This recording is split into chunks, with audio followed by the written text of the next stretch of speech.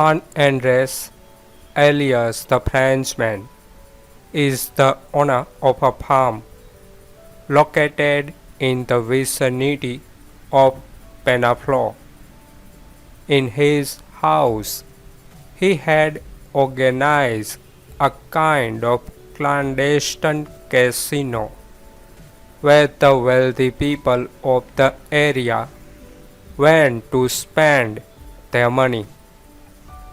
One day, the Frenchmen and two partners, Jose Borrego and Jose Munoz, caught players by luring them with the possibility of making easy money. But once they arrived at the estate at night, they were beaten to death and robbed. Then he buried them in his garden. A certain Miguel Rezano, who had traveled to the town with a lot of money to make some investment, disappeared without a trace. Some of his relatives reported that this appearance, and since they did not discover anything, they hired a detective. The policeman Laureano Rodriguez, who ended up discovering with horror the crimes of the Frenchman's Garden. All of them were arrested and sentenced to death by the Wild Club. This decent film, El Huerto del Francis, was one of Paul's most personal projects and one his finest artistic achievement. Based on actual event about the Frenchman's Garden murders that were a series of 6 murders that were perpetrated in the town of Penaflo, province of Seville, Spain, up to 1904. The crimes were committed by Andres Alides, known as El Francis, for being a native of Ajo, France, and Jose Munoz Lopera. Both men had set up an illegal gambling house, robbing and murdering some of the visitors. After being condemned to the death penalty, both were executed by garrote wheel on October 31, 1906 in the prison of Seville. The star plays the titular role, Juan Andres Aldes El Francis, held by Jose Munoz Lopez. Jose Calvo, who performed a lot of spaghetti as fistful of dollars. El Francis runs an inn, which serves both as a brothel and as a makeshift gambling den as well. While he is happily married to Elvira, Julia Sally, usually collaborator to Naschy, she even produced him, and along the way taking care of his prostitute and lovers, Agata and Silvia Tortosa. To carry out his ominous purport, the occurred is allegedly used to bury the corpses of a lot victim. Then there arrives an ex-lover, gets pregnant, and things go wrong but his crimes go on and on until a predictable ending. Based on actual dates, the film director Paul Naschy made this film titled The Frenchman's Garden in 1977 and at his best. Here he plays a ruthless and egoistic stud who attempts to get richness quickly at whatever cost. Continental Europe's biggest horror star, Jacinto Molina Acapulco passed away at 2009. He created a classic character, Vladimir Daninsky, along with many others, and often frightening to viewer. He was actor, screenwriter, and director of various films about the personage based on fictitious character. The Polish Count Vladimir Daninsky. The first film about Vladimir was The Mark of the Wolfman by Henrik Eglis. In fact, in 1967, he wrote the script for La Marca del Hombre Lobo. He was forced out of necessity to play the lead role of tormented werewolf Vladimir Daninsky after Lon Chaney Jr. turned it down. He reprised this character in over a dozen subsequent sequels. Naschy's portrayals of the anguished and sympathetic werewolf Daninsky became his signature part and consolidated his enduring cult status as a bona fide horror icon. Other significant horror figures Paul played were the Mummy, Jack the Ripper, the Hunchback, the Frankenstein monster, the Phantom of the Opera, and even the Devil. Naschy made his directorial debut with Inquisition. His most important movies were the successful Night of Walpurgis by Leon Klimovsky, Fury of the Wolfman, Dr. Jekyll and the Wolfman, The Return of the Walpurgis, Howl of the Devil, The Beast and the Magic Sword. That was filmed in Japan and finally Lycanthropo.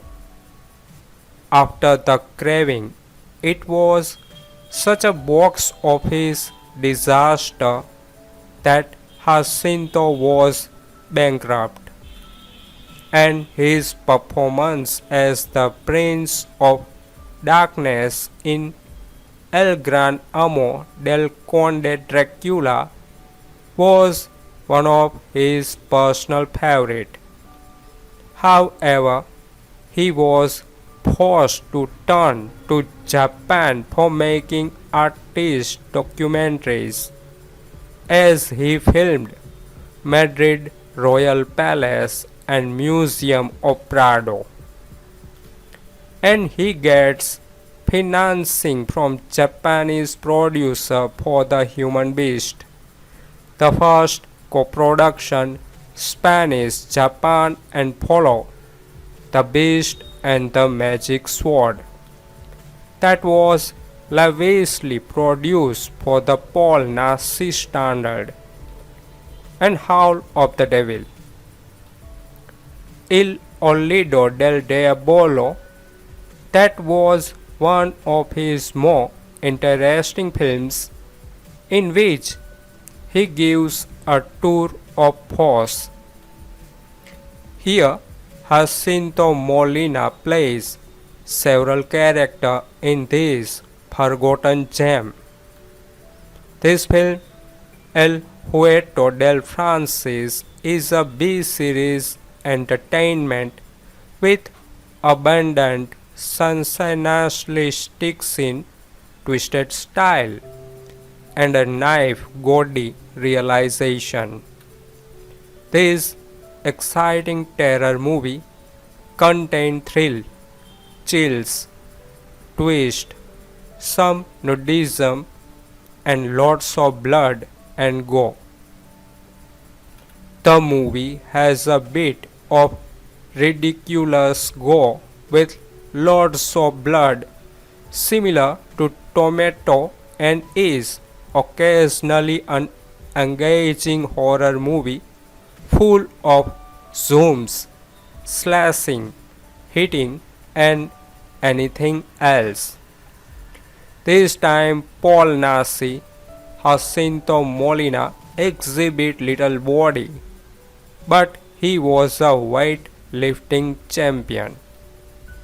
The picture is plenty of sadism, two ominous criminal executing creepy events, and grisly killing. Pretty slow going, but hanging there for some surprising scenes and thrilling final. In the film appears a nice cast with gorgeous actresses of dash tape on nudism and Eurotrash, such as Agata, Maria Jos Cantudo, Silvia Tortosa, and Julia Sali, and other secondaries who starred innumerable films of spaghetti, suspense, and horror genre during the 60s and 70s, such as Jos Calvo, Carlos Cazarville, Jos Moreno, Jos Nieto, and brief appearance by Louis C. as the executioner. Good and foggy cinematography by Leopoldo Wilsano with Killen, strong colors, though being really necessary, a perfect remastering. Shot on location in Alget, Madrid, and Penaflo, Seville, Andalusia, along with evocative musical score, adding two songs, Romance at the beginning and the end, written and performed by Rosa Leon. The motion picture was professionally written, played, directed by Jacinto Molina. The flick will appeal to Paul Naschy fans and terror genre enthusiasts. This extremely rare Paul Naschy vehicle is actually one of his very best films, one that not only features perhaps his most commanding performance but showcases an infrequent seriousness of intent as writer-director. It is a serial killer thriller which treats a real-life case from the early 1900s, about which it seemed that even ballads were written, heard over the opening and closing credit.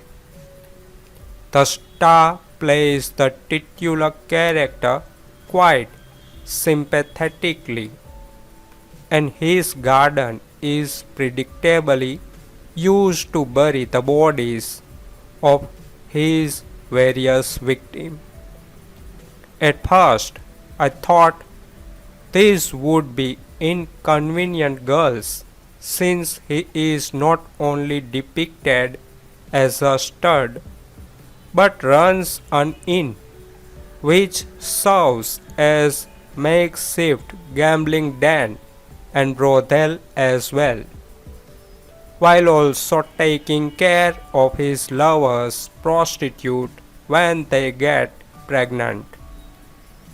His crimes with a much older man for accomplice relate to the former vice and lend new meaning to the phrase get rich quick scheme.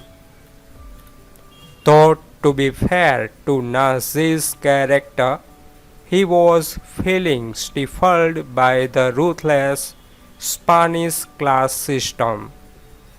The latter aspect, therefore, provide a mix of social commentary and black comedy, just as the combination of the anti-hero's illicit activities is ultimately what brings him down. Having spun a girl who had hoped he would leave his bourgeois wife for her, she reported him to the authorities after stumbling upon his secret. The narrative unfolds in flashback, eventually culminating in the meticulously presented garroting execution. Nudity and violence are prominent here but not overstressed. Still, the haunting score by Angel Artiga, also of the Devil's Cross and the Traveler, sounding melancholy for lyrical passage and urgent for those requiring suspense, is practically a character all to itself. For the record, we get to see a midget performing a flamenco dance at one point. It is odd too that Naschy's two most highly regarded efforts as director both indulge in homo for one of its subplot. With this in mind, the careful photography, such as having Naschy's face suddenly thrown into darkness during a couple of especially revelatory moments, doubtless ought to benefit from a restoration, but while this seems highly unlikely given the title's obscurity, I would love to be proved wrong. In Spain, just after the Franco dictatorship, the image of an isolated farmhouse whose orchard hid the corpses of several murdered people gave rise to an obvious reading in a political key. The orchard of the French, Jacinto Molina, Paul Naschy's unusual incursion outside the borders of the fantastic moves away, however, from the cryptic allegorical current that dominated Spanish auteur cinema of the time to carry out a harsh criminal story whose historical base allowed glimpse the miseries and horrors of this country of Oldeman in the world of Gilde Biedma. This is then a genre film based on real event that occurred in Spain in 1906.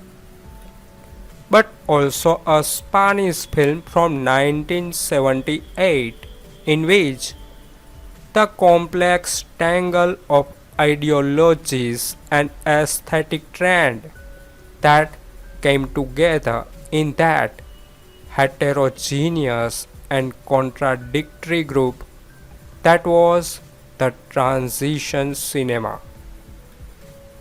Il Huerto del Francis begin with a popular song that narrate part of the event that will happen next, something that refer to the realistic substratum of some narrative that transform the criminal act into a myth with which to feed the legend of Black Spain.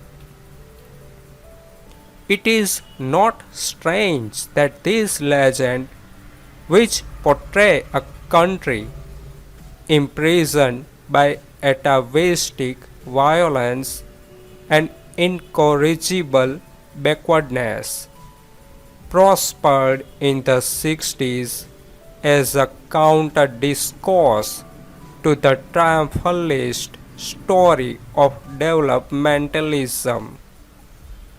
Films like The Strange Voyage, Far from the Trees, or The Wolf's Forest seem to deny, with their description of ancient communities anchored in primitive custom, the possibility of Spain making a successful transition to modernity, influenced in part by this trend. Il Huerto del Francis insert touches of critical discourse and a tremendous vision of that Black Spain in a clearly generic narrative.